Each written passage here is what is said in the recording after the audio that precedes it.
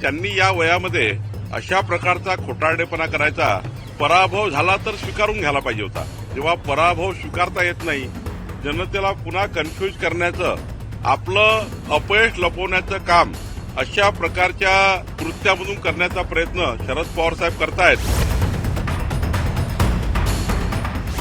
Sir, आज शरद पवार साहेब मार्केटवारीला जात आहेत आणि त्या ठिकाणी विरोधकांनी आम्हाला शांत करण्याची पूर्ण तयारी केलेली दिसते असं सुद्धा ते म्हणतायत सत्ताधाऱ्यांनी. त्याला कसं उत्तर द्या?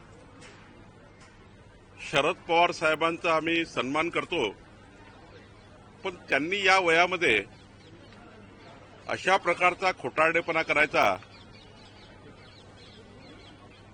पराभव झाला तर स्वीकारून घ्यायला पाहिजे होता.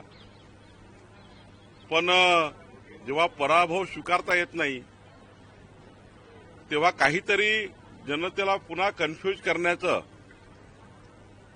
आणि कन्फ्यूज करून पुन्हा एकदा आपलं अपयश लपवण्याचं काम अशा प्रकारच्या कृत्यामधून करण्याचा प्रयत्न शरद पवार साहेब करतायत. विधानसभेमध्ये प्रचंड मोठा पराभव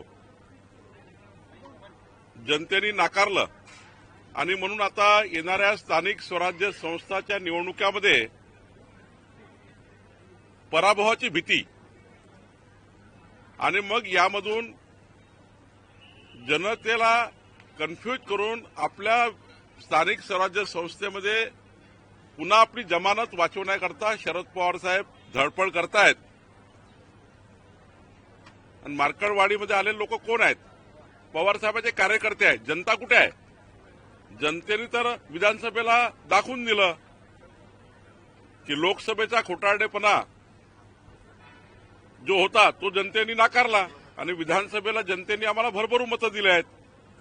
मग एवढंच आहे तर मार्केटवाडीमध्ये यापूर्वी ज्या ज्या निवडणुकीमध्ये ईव्हीएमवर मतदान झालं त्या मतदाराची आकडेवारी जर बघितली तेव्हा का आक्षेप घेतले नाही? मार्केटवाडीमध्ये एकदाच मतदान थोडी झालाय, अनेक निवडणुकीत मतदान झालाय.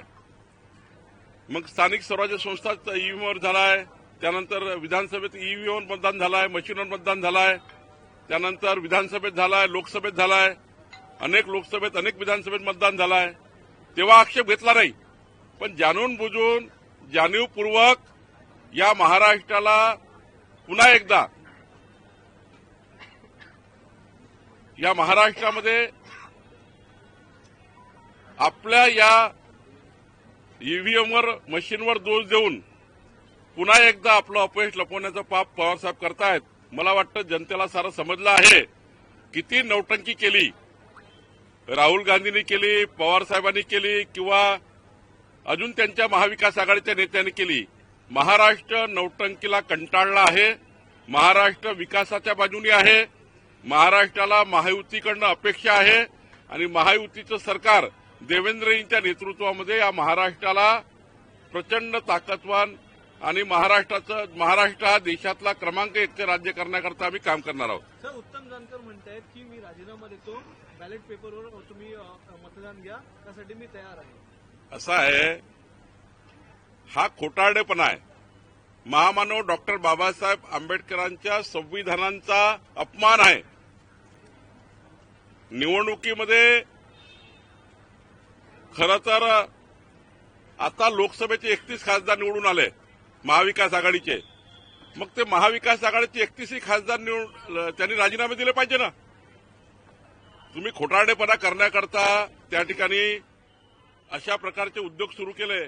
मग महाविकास आघाडीचे जे जे लोक ईव्हीएमवर निवडून आले, ईव्हीएमवर जे जे लोक निवडून आले त्या सर्वांनी राजीनामे दिले पाहिजे. महाविकास आघाडीला वाटतं ना की आमची मशीन चूक आहे, त्या निवडणूक आयोगाची मशीन चूक आहे, तर त्या ठिकाणी मग राजीनामे दिले पाहिजे. सर्वांनीच राजीनामे द्या ना. खरं तर हा काही निवडणूक आयोगाने अत्यंत संविधानिक पद्धतीने स्वीकारलेला हा ईव्हीएमचा निर्णय आहे आणि त्यावर अनेक निवडणुका झाल्या. कितीतरी निवडणुका आम्ही हरलो आहे. मोदींच्या निवडणुकीत तर आम्ही महाराष्ट्रामध्ये आम्हाला मोठे अपयश आलं आहे. आम्ही तेव्हा ईव्हीएमवर दोष दिला नाही. आम्ही तेव्हा आमचं चुका दुरुस्त केल्या. आमच्या निवडणूक जे काही पराभव झाला त्यातनं आम्ही काही शिकलो आणि त्यातनं आम्ही पुढे गेलो. पवार साहेबांनी या पराभवातून शिकलं पाहिजे. आणि पुढे गेलं पाहिजे. खोटेपणा किती कराल तुम्ही आणि या वयात किती खोटेपणा कराल असं मला वाटतं. सर मराठी भाषिकांचा महामेळावा होणार आहे बेळगावात आणि त्या बेळगावातल्या देखिए शरद पवार साहब, इन्होंने हार स्वीकार कर लेनी चाहिए. उनका बहुत बड़ा नुकसान ये चुनाव में हुआ.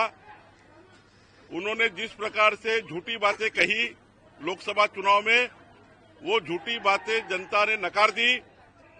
और मार्कड़वाड़ी में जो पवार साहब गए हैं, उनको ये उम्र में इस प्रकार से झूठी बात कहना उनके उम्र के हिसाब से अच्छा नहीं है. महाराष्ट्र उनका सम्मान करता है और जो बातें वो कहते हैं, अनेक चुनाव मार्कड़वाड़ी में हुए हैं, अनेक चुनाव महाराष्ट्र में ईवीएम पर हुए हैं और ऐसे चुनाव को उन्होंने कभी नकारा नहीं. उनके 31 मेंबर ऑफ पार्लियामेंट चुन के आए तब उन्होंने कुछ बोला नहीं. अब रेसिग्नेशन की बात कर रहे, कर लीजिए ना. सारे मेंबर ऑफ पार्लियामेंट महाविकास आघाड़ी के सारे उनके विधायक कर ले. देखिए संविधान से चुनाव आयोग ने जिस प्रकार से ईवीएम का उपयोग शुरू किया है, इस देश में संवैधानिक पद्धति से पारदर्शक पद्धति से चुनाव चालू हुए हैं और इस प्रकार से करना, तो ये सारा खेल जो खेला जा रहा है, ये आने वाले जो लोकल पंचायत के चुनाव है, कारपोरेशन के, महानगर पालिका के और पंचायत के, उस चुनाव को अपनी साख बचाने के लिए पवार साहब दौड़भाग कर रहे हैं. उनको मालूम है कि जिस प्रकार से नकारा गया शरद पवार जी को और महाविकास आघाड़ी को, आने वाले चुनाव में महाविकास आघाड़ी परास्त होने वाली है, जमानत भी नहीं बचेगी, ऐसा होने वाला है. इसलिए दौड़भाग कर रहे हैं. लातूर में किसानों की जमीन पर वक्फ ने दावा किया कि इम्पोर्टेंट सर, लातूर में 103 किसानों की जमीन पर वक्फ बोर्ड ने दावा कर दिया, कह रहे कि हमारी जमीन है, निजामों ने हमें जो है जमीन दी थी. मस्जिद देखिए वक्फ बोर्ड ने बहुत बदमाशी की है. कई हिंदू देवता की जगह, कई ट्रस्ट की जगह है, हिंदू संस्थानों के ट्रस्ट की जगह है, कई किसानों की जगह है, जबरदस्ती अतिक्रमण करके वक्फ बोर्ड ने अपना नाम डाला है. पूरा इसका दोबारा डिजिटलाइजेशन होना चाहिए, सारा रिकॉर्ड क्लीन होना चाहिए और इसके लिए जो जो सरकार ने करना है, केंद्र सरकार, राज्य सरकार ने, भारतीय जनता पार्टी ने बार बार केंद्र को भी और राज्य को भी हमने लिखा है कि इसके लिए जो वक्फ बोर्ड ने बदमाशी की है, वहां पर हमारी सारी जमीन हड़प ली है.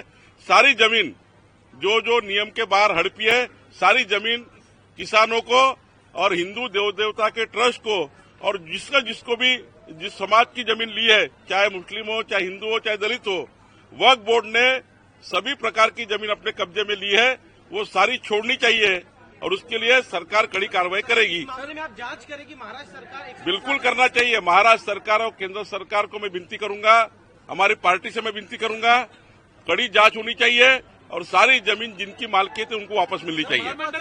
महाराष्ट्र एकीकरण समितीने